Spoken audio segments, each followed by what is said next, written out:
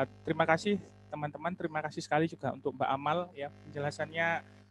Saya kira memberikan gambaran yang sangat jelas mengenai bagaimana situasi problem literasi digital terutama di Indonesia itu, dan mungkin nanti saya akan menjelaskan sedikit tentang bagaimana problem apa ya keamanan cyber terutama yang itu kemudian menjadi problem di level individu, dan sekarang mulai bermunculan terutama. Jadi nanti akan ada data, sedikit tampilan data bahwa selama pandemi ini teman-teman hampir 400% ya kenaikan dari tindak kriminal cyber ya meningkat. Itu yang berarti dengan kemudian naiknya akses berinternet masyarakat Indonesia dari ujung timur sampai ujung barat gitu ya selama pandemi ini, dengan adanya karantina dan lain sebagainya, otomatis mereka akan lebih banyak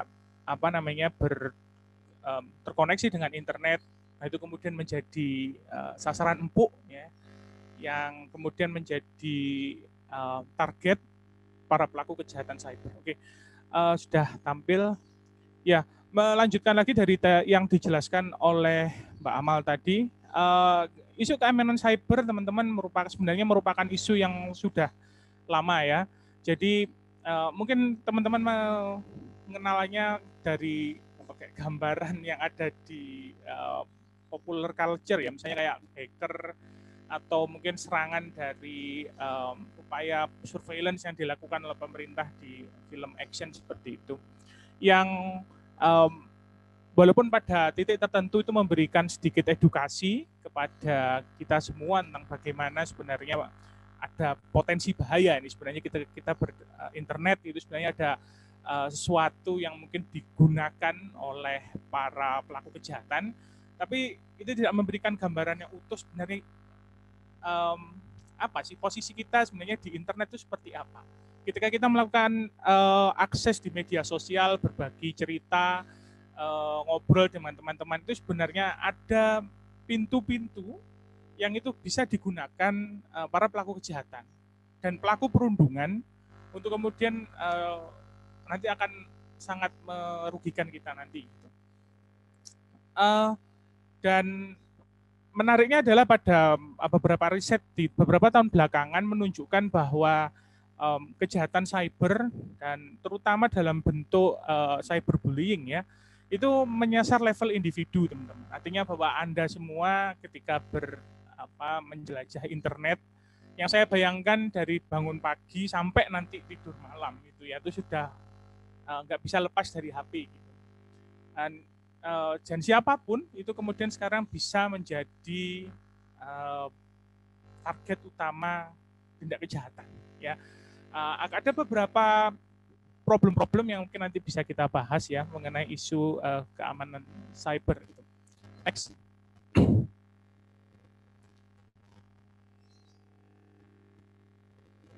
Ya, kejahatan cyber naik berlipat ganda selama pandemi gitu ya, sekitar 400%. Jadi bayangkan bahwa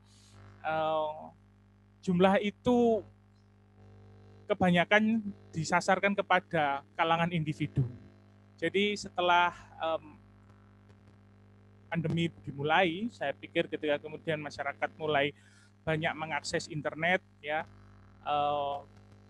kemudian ada problem ekonomi yang dialami oleh beberapa orang sehingga kemudian berupaya untuk menyerang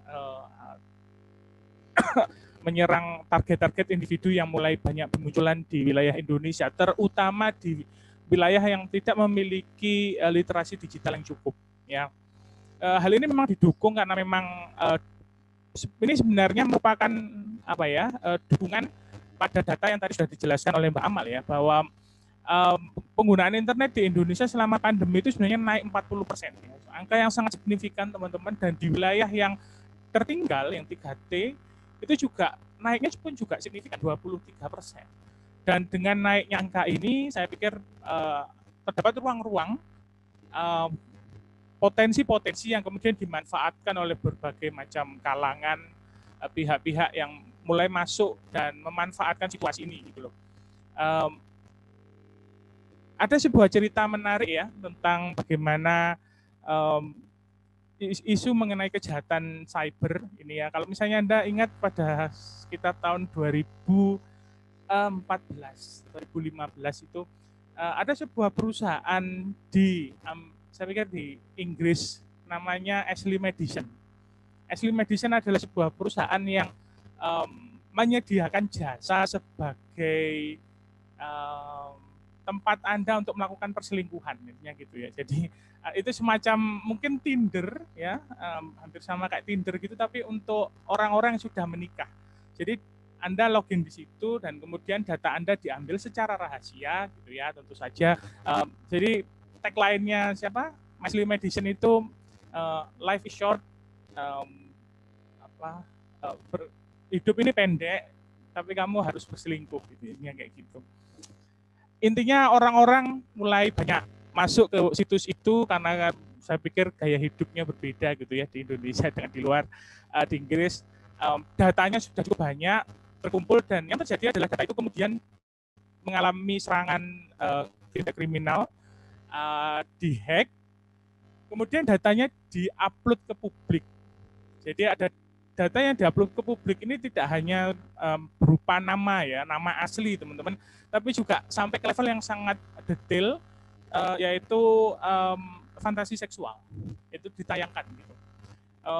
Dan kemudian menjadi banyak perbincangan dan perdebatan ya, karena kelihatan di sana bahwa 90% dari data itu ternyata yang menginginkan untuk melakukan affair itu laki-laki gitu ya. Jadi ada isu gender juga di situ yang pada saat itu membuat geger. Tapi intinya adalah bahwa kejahatan cyber sekarang dengan kemudian lanskap internet yang semakin rumit, yang semakin meluas, kelihatannya juga berkembang tanpa henti, maka bahkan sekarang dinamakan kejahatan cyber itu sudah pada kalau nggak salah itu generasi kelima ya teman-teman ya. Jadi sudah sangat maju gitu. Next.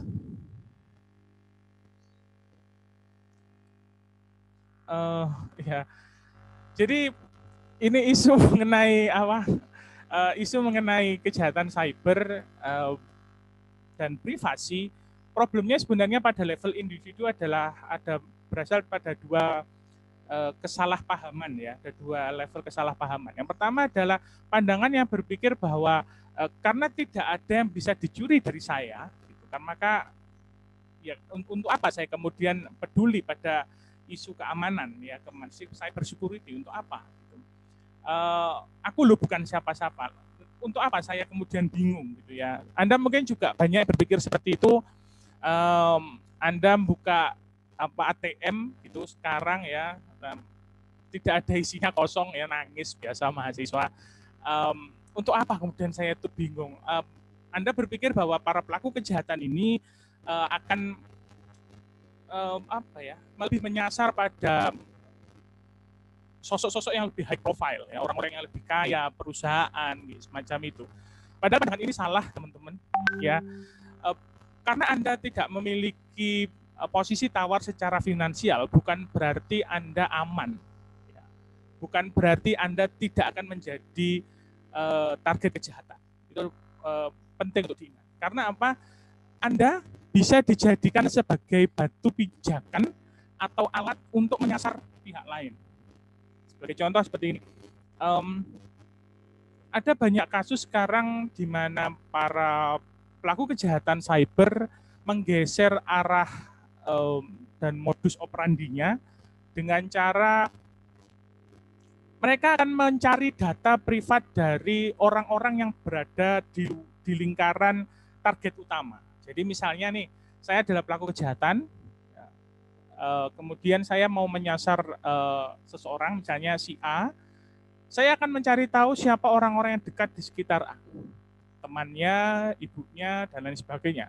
Yang itu mungkin secara ekonomi bisa sangat beragam, dari sisi pendidikan akan sangat beragam. Itu akan saya kumpulkan semua. Kemudian data itu yang sudah saya dapatkan itu berdasarkan dari saya mengambil dari media sosial, dari email, dan lain sebagainya. Data itu kemudian akan saya gunakan untuk melakukan pemerasan misalnya, atau penipuan terhadap sosok A. Asalnya bayangkan kalau misalnya pada suatu hari Anda mendapat email atau Anda mendapat kontak dari seseorang mengatakan bahwa saya nih Mbak, aku butuh duit segini cepat gitu. Anda merasa curiga, mungkin siapa nih nomornya nggak kenal kok tiba-tiba minta gitu. Tapi ternyata orang ini siapapun itu mampu memberikan data-data privat yang rasanya itu sangat personal buat Anda. Padahal data-data itu diambil dari teman atau keluarga Anda, gitu ya. Yaitu kemudian Anda akan merasa rasa kecurigaan lama-lama akan menjadi menghilang, terkikis. Anda kemudian akan manut saja ya. Biasanya akan mengirim sejumlah uang misalnya dan lain sebagainya. Next.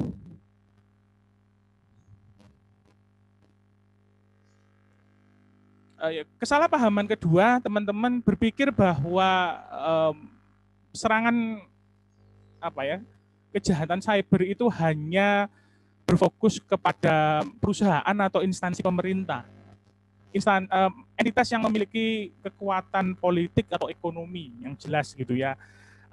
Siapalah diri ini yang hanya sobat miskin gitu. Nggak punya hal yang bisa ditarik gitu. Nah, itu adalah sebuah kesalahan yang besar, teman-teman ya. Karena sebagai contoh seperti ini, kita gitu yang memiliki akses terhadap gadget, memiliki akses terhadap misalnya laptop, PC dan lain sebagainya, itu dari itu saja sebenarnya adalah target yang sangat empuk misalnya untuk dijadikan sebagai botnet. Mungkin ada yang pernah tahu, mungkin dari belajar sedikit teknik ya tentang botnet ya. Botnet itu adalah serangkaian gadget yang kemudian sudah disusipi oleh mungkin software atau perangkat lunak lain yang sangat spesifik, yang itu sebenarnya digunakan sebagai perpanjangan tangan dari hacker. Jadi misalnya adalah, Anda pernah tahu enggak ya, ada seorang teman di Facebook, tiba-tiba secara nggak sengaja, nggak ada hujan, nggak ada angin, ngirim gambar-gambar porno, nge-share. Padahal Anda tahu bahwa si teman Anda ini orangnya baik, gitu ya, tidak pernah hal yang aneh-aneh. Tapi tiba-tiba dia nge-share gambar-gambar porno, nge-share link-link yang aneh, gitu ya. Itu adalah salah satu bentuk bahwa gadgetnya atau laptopnya atau apapun yang dia miliki mendapat serangan sebagai botnet. Jadinya ini banyak sekali teman-teman kasus seperti ini. Saya pikir banyak yang mengerti bahwa akunku dihack, kemudian nge-share hal yang aneh-aneh. Atau yang paling sering misalnya dalam kasus botnet adalah email itu kemudian diretas untuk menyebarkan malware atau virus ke tempat-tempat lain, gitu. Nah, botnet ini oleh siapapun yang kemudian mengirim software yang berbahaya ini kemudian nanti akan dijual, gitu ya. Jadi Anda sebenarnya nggak sadar bahwa sebenarnya gadget yang Anda miliki itu sebenarnya sudah terisi oleh botnet, intinya sudah diserang, gitu ya. Nah, kemudian oleh pihak yang menyerang itu gadget Anda itu tanda kutip dijual ke pihak lain, gitu. Terserah mau digunakan untuk apa. Mau untuk nge-share virus silahkan, mau untuk nge-share malware silahkan, ya, semacam itu. Jadi mungkin yang harus sekarang mulai dirubah adalah pandangan yang melihat bahwa serangan cyber itu yang sifatnya personal, mengambil data pribadi secara langsung misalnya, atau mengeruk keuntungan finansial secara langsung. Ini harus dirubah ya, bahwa karena sekarang sistemnya tidak seperti itu yang disebut dalam keamanan cyber, teman-teman. Rumit dan kadang prosesnya adalah terdapat kombinasi antara serangan di offline dengan serangan di online. Nanti itu akan kita bahas berikutnya. Next.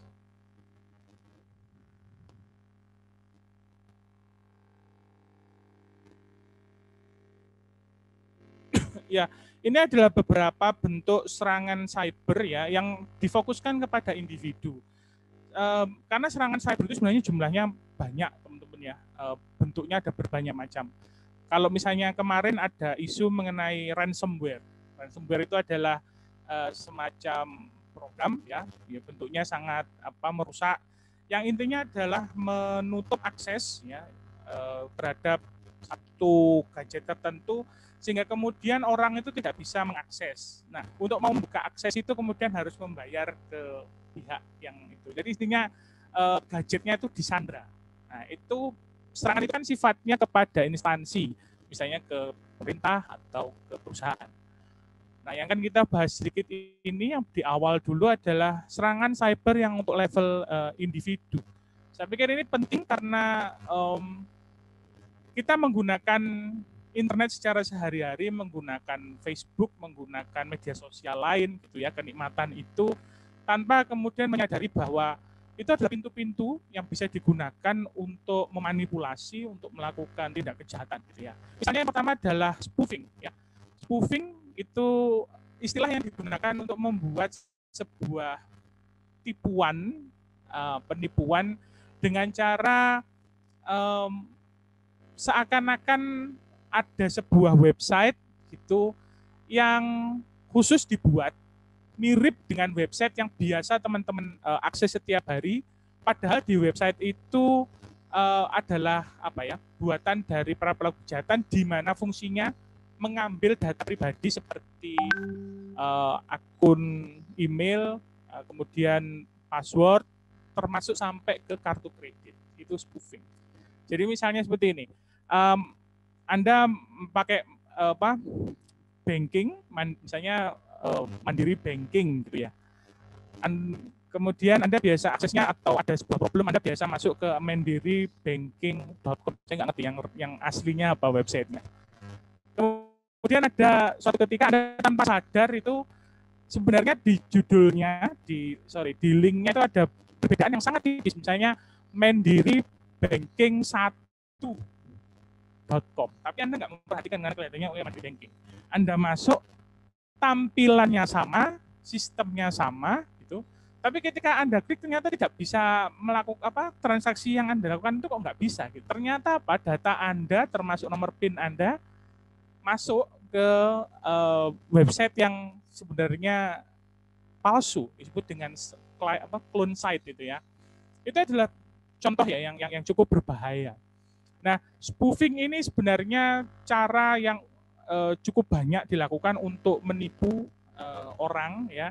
Nah, proses untuk pengambilan datanya itu disebut dengan phishing.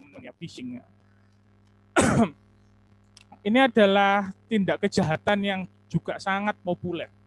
Phishing adalah upaya untuk mengambil data pribadi secara ilegal dari seseorang ya.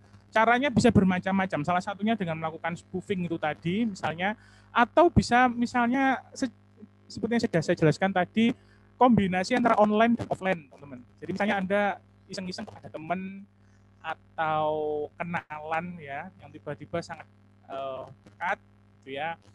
Biasanya diserang adalah orang-orang yang mengalami problem personal atau secara emosional itu mungkin pemalu, depresif, itu kemudian akan dideketin, kelihatan sangat simpatik sehingga ada ikatan emosional. Nah, kemudian dari titik itu diminta ya data personalnya termasuk email, ATM, debit card itu maksudnya, kemudian kartu kredit. Jadi serangannya itu di dua level ya, ada offline dan online. Cukup sangat berbahaya phishing. Bentuknya ada bermacam-macam. Kalau misalnya istilahnya kalau difokuskan kepada satu orang ya, secara satu personal itu disebut dengan spear phishing. Jadi seperti kayak menombak ikan itu. Jadi satu yang fokus itu spear phishing. Atau istilahnya lagi ada satu tim khusus yang kemudian dikumpulkan para pelaku kejahatan ini yang memang dari awal merencanakan untuk melakukan penipuan pada sosok yang high profile, pemilik perusahaan, ya, pemimpin partai politik dan lain sebagainya, yang kemudian akan dikeruk misalnya finansialnya atau data-data pribadi diambil. Itu ada, ya, istilahnya whaling, ya, berburu paus itu loh, karena efeknya yang sangat besar. Itu ada contohnya. Kemudian ada lagi eavesdropping, ya dari namanya saja sudah nampak ya.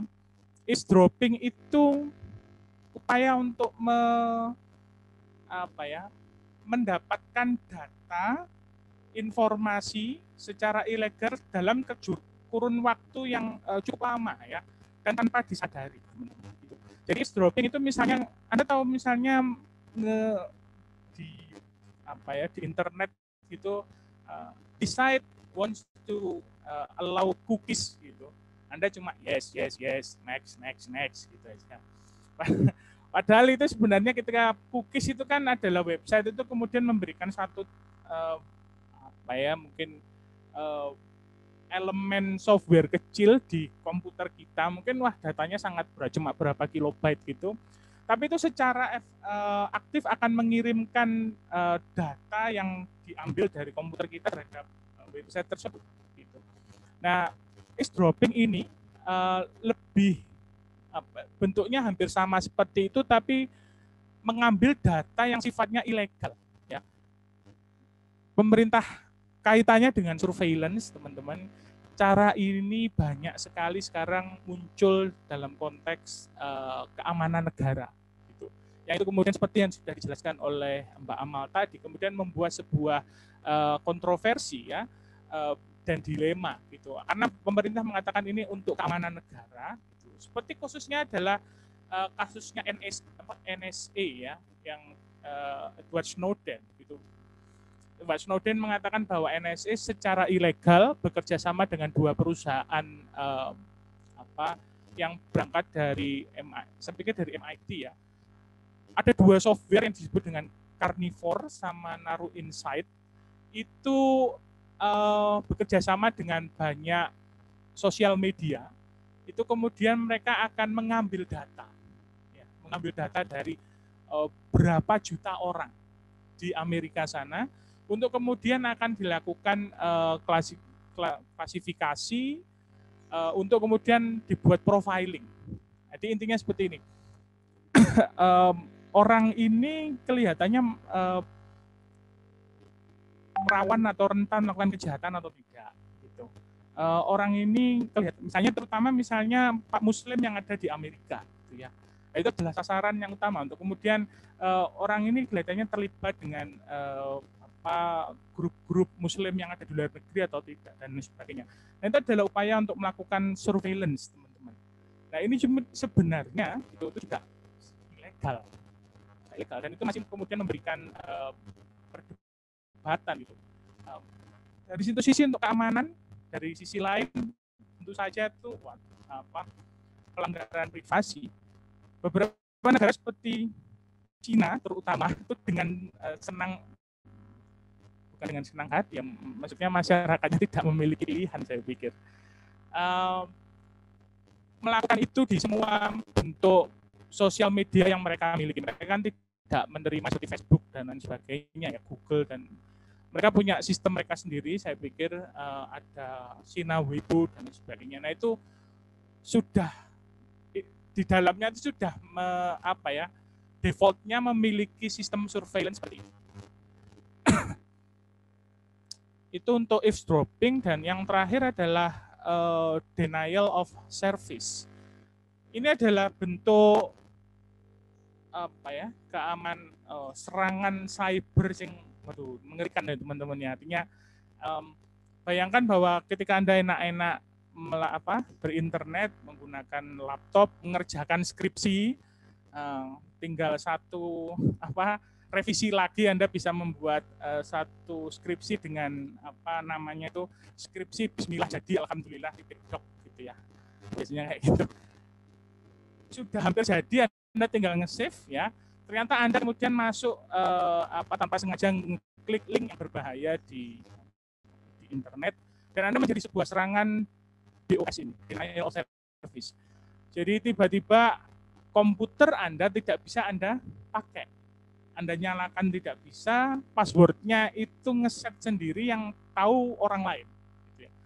Terus kemudian Anda ditelepon bahwa kalau mau komputernya dibuka, silahkan membayar itu adalah bentuk ransom ya. Itu adalah denial of service. Jadi menghilangkan kemampuan untuk bisa mengakses sebuah hardware tertentu atau mungkin software tertentu ya. Nah ini berbahaya.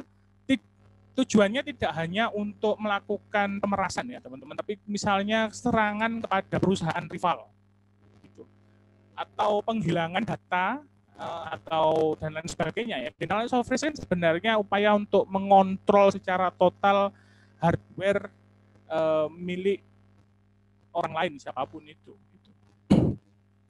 Next.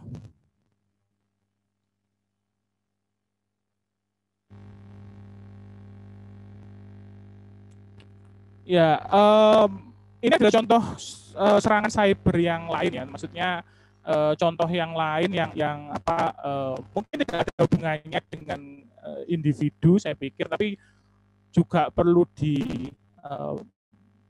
diwaspadai.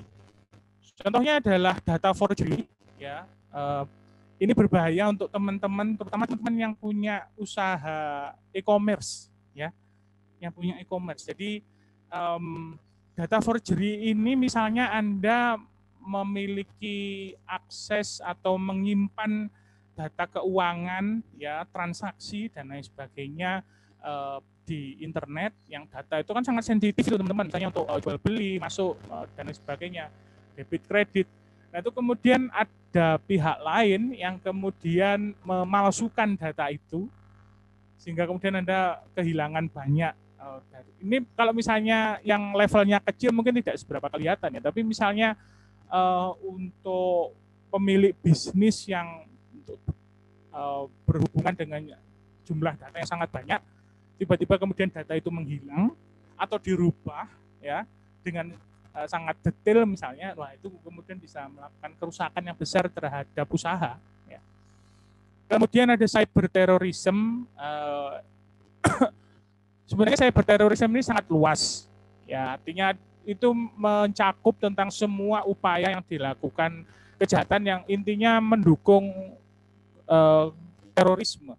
Ada ideologi tertentu yang kemudian ingin diperjuangkan, misalnya atau gerakan politik tertentu dan lain sebagainya. Nah, cyber teroris seperti kata teroris itu sendiri yang itu dilematis, problematis. Bergantung pada siapa yang memberikan. Misalnya seperti ini, kita bicara mengenai Anonymous, ya, kelompok hacker Anonymous, itu sangat terkenal. Itu adalah kelompok hacker yang sifatnya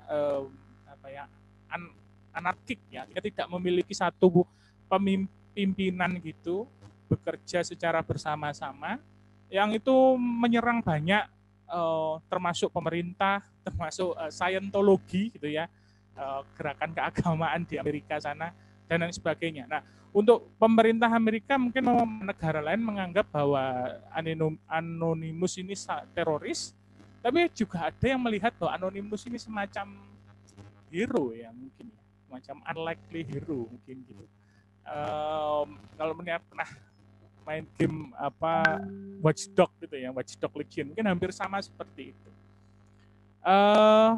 Kemudian ada lagi cracking ya, nge-crack, istilahnya nge-crack teman-teman.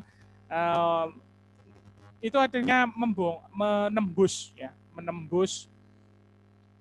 keamanan dan benteng pertahanan dari sebuah sistem komputer, laptop, gadget tertentu.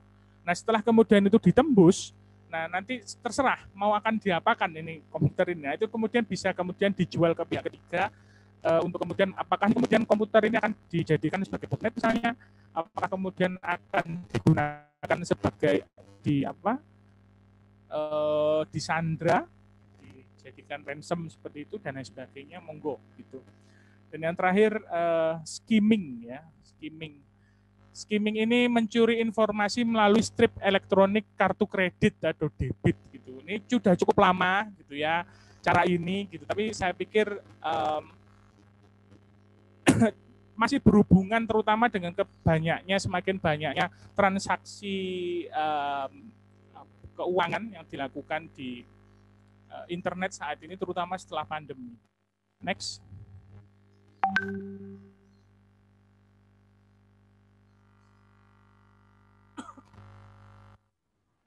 Oke.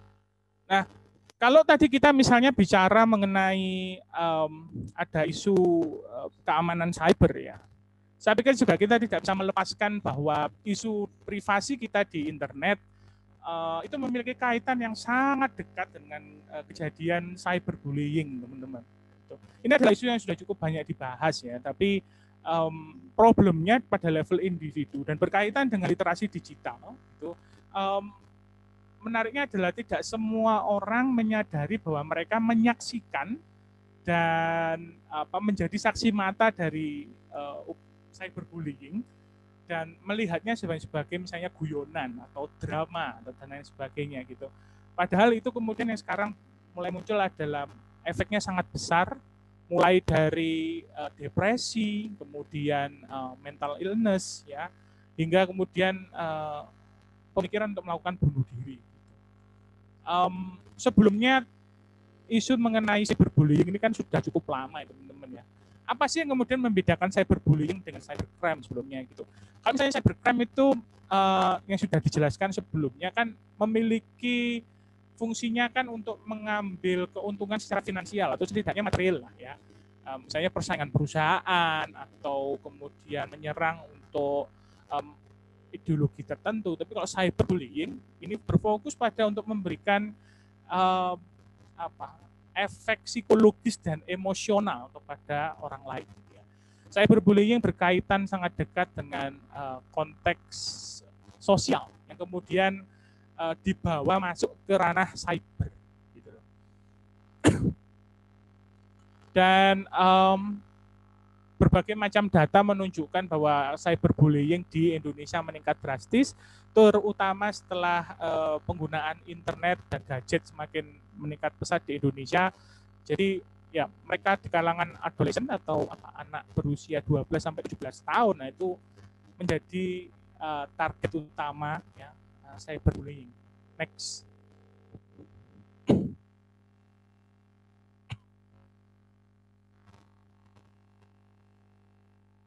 Ya ini adalah beberapa contoh ya contoh dari cyberbullying ya, yang kemudian sering muncul walaupun namanya sangat kelihatan catchy gitu, tapi sebenarnya ini mungkin sering kita hadapi di kalau misalnya Anda di Facebook atau di Instagram teman-teman gitu ya. Jadi misalnya seperti flaming gitu ya. Flaming adalah semacam diskusi yang atau pembicaraan yang sifatnya itu sangat emosional dan sering menjelek-jelekkan orang lain gitu ya. Saya dulu pernah melakukan penelitian berfokus di detik.com dan kompas.com di bagian politik ya, berita politik, terus kemudian menghasilkan bahwa hampir 90% dari komentar ya mengenai kalau nggak salah di era Ahok itu berita mengenai Ahok itu minimal mengandung salah satu bentuk penghinaan, entah itu kemudian bentuknya apapun ya, itu adalah bentuk dari cyberbullying sebenarnya. Dan kalau misalnya yang paling umum itu disebut dengan outing ya, namanya macam-macam teman-teman, tapi biasanya yang terkenal istilahnya adalah doxing ya, lagi in banget ini doxing. Doxing adalah aksi membeberkan informasi personal seseorang secara sepihak gitu ya, tanpa persetujuan dari orang tersebut. Doxing ini misalnya nih ada seseorang yang tidak Anda sukai, kemudian data pribadinya secara sengaja Anda buka gitu ya. Data pribadi ini tidak hanya misalnya namanya di mana, alamatnya di mana, mungkin juga ada isu personal atau hal yang memalukan itu kemudian Anda buka di publik sehingga kemudian dia merasa malu gitu ya, dan sebagainya. Atau banyak yang muncul seperti ini, doxing itu digunakan sebagai bentuk konflik politis. Jadi ada seseorang yang memiliki pandangan yang berbeda dari pandangan politik Anda dan Anda merasa bahwa orang itu harus diberi pelajaran. Kemudian Anda secara sengaja mencari dia alamatnya di mana, membukanya di media sosial dan mengajak orang lain untuk membuli dia secara real gitu. Dan itu banyak terjadi di luar negeri. terutama ya di kasus perdebatan Trump dan Biden gitu, orang yang kemudian menjadi musuh entah itu di Biden entah itu di Trump, rumahnya ada di sini di media sosial. Kemudian para pendukung itu akan rame-rame melakukan macam-macam, melakukan perusahaan properti, mengirim ancaman lewat telepon dan lain sebagainya. Jadi itu adalah bentuk cyberbullying ya. Kemudian ada cyber stalking. Saya pikir bahwa cyber stalking ini kelihatannya kok ada gitu ya, orang yang kemudian terobsesi itu kemudian mengikuti dan melakukan surveillance secara pribadi orang di media sosial gitu. Tapi ternyata saya juga punya pengalaman seorang teman ya di mana menjadi korban seperti itu pada saat masih kuliah, sehingga kemudian dia akhirnya merasa bahwa ini sudah tidak benar dan melaporkannya ke pihak kepolisian ya, cyber stalking itu juga cukup berbahaya, di mana para pelakunya ini berpikir bahwa dia memiliki ikatan emosional dan memiliki ikatan yang real dengan korban, padahal yang tidak sebenarnya. Terus kemudian dia mulai untuk melakukan tindakan yang kadang melalui batas, merusak privasi. Kalau triggery ini berpura-pura menjadi teman-teman. Jadi ada seorang yang tiba-tiba say hello di Facebook, dari fotonya kok kelihatan ganteng, dari fotonya kok kelihatan cantik, wah Anda terus kemudian merasa jomblo, ya aja, terus tiba-tiba deket dan lain sebagainya. Nah terus kemudian setelah pada saat tertentu Anda kemudian sudah invest perasaan, Anda sudah invest waktu gitu ya, kemudian dia orang ini itu kemudian tiba-tiba berubah menjadi manipulatif, ya abusive, kemudian bahkan bisa berlanjut lagi. Tadi misalnya permintaan untuk kemudian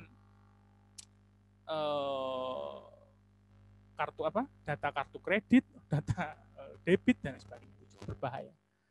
Next.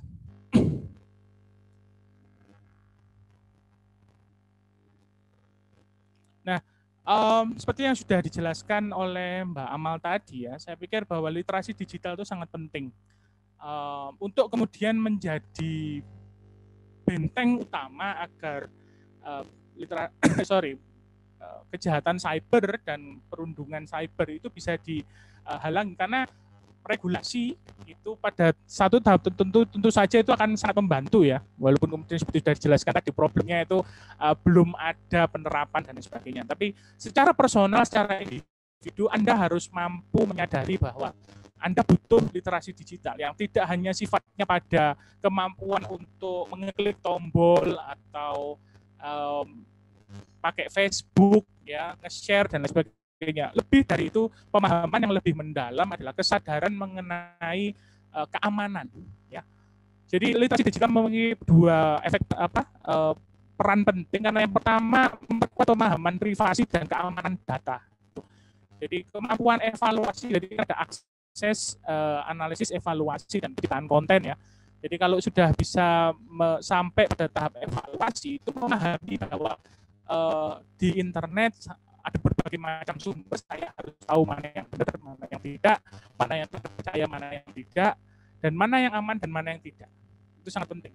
Dan yang kedua adalah meningkatkan kewaspadaan sosial, artinya menyadari bahwa bagaimana kita berlaku di internet itu tidak bisa dipisahkan pada dinamika sosial yang ada.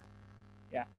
Artinya bahwa kalau misalnya di dunia sosial bisa mendapatkan perundungan, kita bisa terlibat konflik yang kemudian itu bisa menyebar, itu pun juga sangat bisa berlaku di internet. Ya. Terutama kondisi ini menjadi semakin rumit karena kita bisa tampil sebagai orang yang anonim, sebagai identitas itu menjadi sangat fluid, ya, sangat cair di internet, sehingga kita harus berhati-hati. Dan yang terakhir, next.